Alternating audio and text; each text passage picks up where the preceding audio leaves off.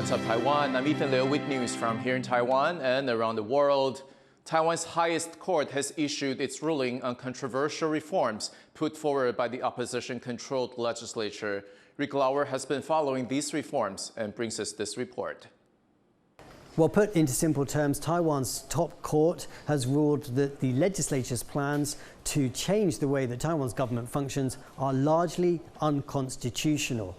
The legislature, which is in the hands of two main opposition parties, had wanted to give themselves new powers to investigate. These have been stripped down in this constitutional court ruling.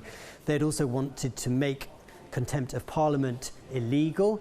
That has failed, and they also wanted to be able to have the power to call the president into the legislative chamber to answer questions. That too was deemed unconstitutional. These reforms have been very divisive here in Taiwan. They've caused fistfights inside the legislature and tens of thousands of people to come out onto the streets in protest. The main opposition parties say this is about accountability. They want more balance between the legislative branch and the executive branch of the government. But opponents say that these reforms could cripple the way the government functions. Now, the caucus whip of the main opposition party, the Kuomintang, has expressed great sadness at this ruling. He told reporters that this is a constitutional crisis and that the judicial independence here in Taiwan is dead. He also said that the court unfairly sided with the ruling Democratic Progressive Party, the DPP, which have the presidency. So this ruling is going to do very little to bridge deep political divides here. The animosity between the legislature and the executive branch are pretty much crippling the government. Those two sides are in deadlock over next year's budget, set to affect everything here from healthcare to defense. Eason Chen and Rick Lauer in Taipei for TaiwanPlus. Military units on Taiwan's Penghu Islands are wrapping up several days of live-fire exercises. For the first time, the drills included target practice in the middle of the night. Jaime Okan was there. A show of force on Taiwan's Penghu Islands. Taiwan's military here is conducting live-fire exercises using recently upgraded tanks and artillery to practice defending the coastline against enemy ships and drones. This exercise is usually carried out early in the morning, but for the first time, the military is switching it up, conducting this drill closer to midnight and making it harder to hit targets. 针对战车的射手方面，会有夜间的一些观瞄装置实施射击。夜间操演主要是让官兵弟兄熟稔夜视器材的操作，并适应夜间的作战环境。 Recently, military activity in the Taiwan Strait has surged, with Beijing conducting some of its largest military exercises around Taiwan, simulating a blockade of the country. And just a few kilometers away, Taiwan's military has also been busy. For the past few days, the skies and seas around Penghu have been lit up with hundreds of rounds of tank and artillery fire. Taiwan says that this drill is a demonstration of its military capabilities, demonstrating just how difficult it is to attack the country. Sitting in the middle of the Taiwan Strait, Taiwan's Penghu Islands are critical for the country's defense against China, which is threatened to bring Taiwan under its control by force. Analysts say these drills and the islands themselves play a big role in testing how quickly Taiwan's military can mobilize and respond to any threat. The Penghu Islands, I think, will provide a couple different benefits to Taiwan. One is forward ISR, intelligence, surveillance, reconnaissance. The more time that the Taiwanese military forces have to see what the Chinese forces are doing, the easier it is for them to respond. Taiwan says for the rest of October, all branches of the military will be conducting exercises. But for the soldiers on the islands closer to China, the pressure of these drills might just feel a bit more real, as it could someday be on the front line of a conflict. Fu Huahong and Jaime Okan in Penghu for TaiwanPlus. Taiwan's president has attended a ceremony honoring veterans of the 1949 Battle of Guningtou on its 75th anniversary, one of the last times Chinese Communist troops attempted to invade Taiwanese territory. Reporter Chris Gorin was in Kinmen for the event and brings us this report. President Lai Ching-te has come here to this military cemetery on Taiwan's outlying Kinmen Islands to commemorate the anniversary of the Battle of Gumingtou, fought here 75 years ago, and to honor those who fought and died there. 在这里，我也要代表国家，向各位参战前辈、眷属以及前金门自卫队参战代表，表达最诚挚的感谢。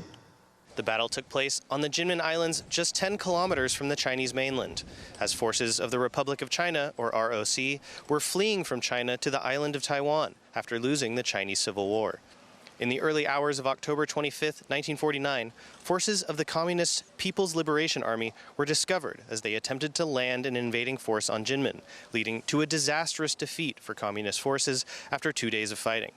The battle is an important one for both sides and plays a central role in the story of the ROC on Taiwan's founding, as it ensured the Communist forces would not launch an effective attack on Taiwan. Lai today saying the battle paved the way for today's democratic Taiwan. 古林头战役让我们明白，民主自由并非理所当然，而是需要世世代代的人共同努力守护。我们 珍惜民主自由的生活方式，不能，也不会让任何外部势力改变台澎金马的未来。To this day, Kinmen remains on the front line between Taiwan and China, often a place of rare cross-strait friendship, but also increasing tensions, with Chinese ships sailing ever closer to the islands. President Lai's trip today, a tribute to those who fought to protect Taiwan, and a reminder of the threat still posed by Taiwan's giant neighbor. John Su and Chris Gorin for TaiwanPlus. East Asian and Southeast Asian migrant rights groups have gathered at a forum in Taipei to discuss how to better protect the rights of migrant workers, including migrant fishers. Cadence Karanta reports. Migrant rights organizations from Southeast Asia and East Asia are calling attention to some shocking statistics about distant water fishers from Indonesia working on Taiwanese fishing vessels. A study from an Indonesian migrant worker association conducted from 2019 to 2023 found that out of more than 700 Indonesian migrant fishers, around 66% were either unpaid or had their wages stolen. Around 15% were trafficked. Around 2% died while on duty, and around 5% were scammed by their hiring agency and not given jobs. These organizations, along with the Indonesian migrant fishers they represent, are calling for a memorandum of understanding to be signed by the Indonesian and Taiwanese governments to address some of these problems. They demand an end to forced labor and abuse, as well as access to Wi-Fi, fair wages, and a collective bargaining system. The organizations say that while the Indonesian government has expressed support for the MOU, the Taiwanese government has not been as receptive. 很可惜的是，到台湾政府这边，到目前为止都没有针对民间的呼吁做出正面的回应，这是我们觉得非常遗憾的地方。如果我们政府真的说自诩是重视民主、重视人权，怎么会对于这种民间正义的呼吁这么无视呢？ There has been at least one informal meeting between Indonesian union leaders and Taiwanese authorities, but negotiations between the two governments have not started. Scott Huang, Gino Lopez, and Cadence Quaranta for TaiwanPlus.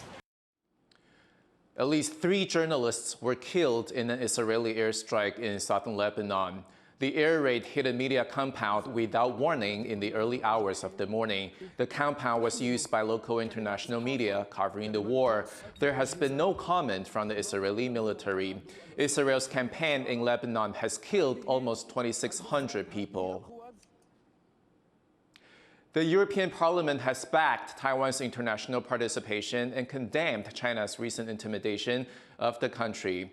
It passed a resolution calling for Taiwan to take part in international bodies, which often exclude Taiwan due to Chinese pressure. The text says China's justification for Taiwan's exclusion, UN Resolution 2758, doesn't apply, as it doesn't mention Taiwan at all. The parliament also condemned China's intimidation of Taiwan through military drills. A leading economic think tank has upgraded its forecast for Taiwan's economic growth this year to nearly 4%. The Zhonghua Institution for Economic Research raised its 2024 growth forecast to 3.96% on the back of demand for artificial intelligence products. It also pointed to booming stock market performance, increased domestic demand, and foreign trade. The think tank's 2024 figure is slightly higher than the International Monetary Fund's recent forecast for Taiwan of 3.7%, the highest among advanced industrial economies. People power has paid off for workers at a factory in Taoyuan. Fed up with years of having their rights trampled on, the workers from Taiwan, Vietnam, and Thailand joined forces to demand money they are owed, and their employer listened. Zhang Ventres explains why this case is so unusual. It's a labor protest in 3 languages. The multinational workforce at the Datong Dyeing and Finishing Company in Taoyuan says its employer has broken the law for decades. And with the textile company preparing to close, this is their last shot at some kind of restitution. Senior Taiwanese workers say the company stopped paying into their retirement funds in 2005. From that year, anyone who'd been on for at least 25 years was forced into half-year contracts that cut their pay by 30% and took away all but a week of annual leave. 我在公司做了47年，在那边做的时候，做到94年的时候就职换薪制，他就叫我们就职结薪，我们只好选择新制，有人选择就职就被他遣散。The legality of this practice is still in question. But it wasn't just local workers. The factory also began hiring migrant workers from Vietnam and Thailand. Together with their Taiwanese counterparts, they faced unpaid overtime and mandatory unpaid leave. For years, none of the workers said anything. Even those who may have known their rights were being violated kept their heads down to avoid losing their jobs. But rumors the factory was closing down changed everything overnight. The migrant workers were especially panicked, as they would now have to repay hefty fees to the middlemen who got them their positions. 他们担心有想换雇主要找不到工作啊，如果找得到工作就会减多少？8万、9万、10万咯，太多的会减。Then in July, something unusual happened.